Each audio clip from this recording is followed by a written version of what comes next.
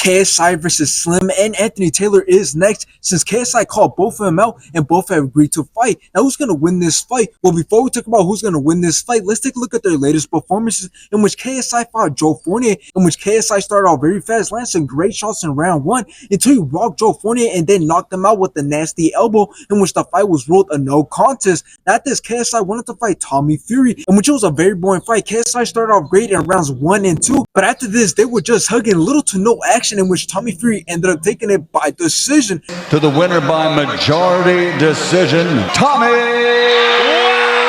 Let's take a look at Slim's latest performance, in which he fought Saul Poppy, in which Saul Poppy took control of the early rounds until Slim started letting his hands go, drop Saul Poppy.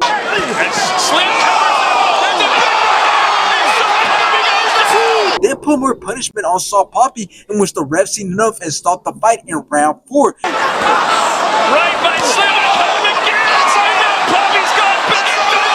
Now let's take a look at Anthony Taylor's latest performance, in which he fought King Kenny, in which Anthony Taylor started off very fast early in the rounds, but after this they were just hugging, in which Anthony Taylor outlanded King Kenny, and Anthony Taylor ended up taking it by decision. Anthony, the Pretty Boy!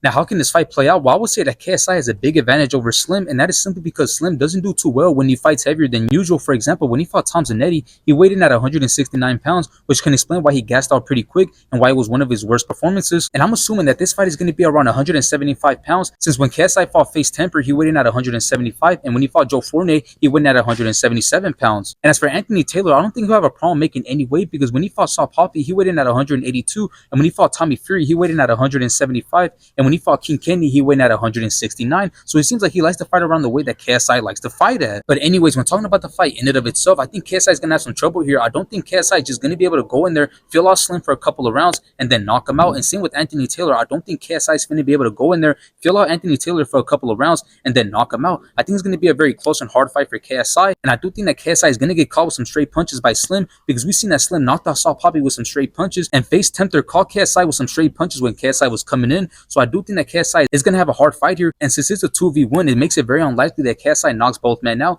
So in the end, I don't think there's going to be a knockout in this fight. I do think this fight is going to go all rounds, and I do think that KSI is going to lose this fight, since I do think that both men are going to touch up KSI and push him to exhaustion.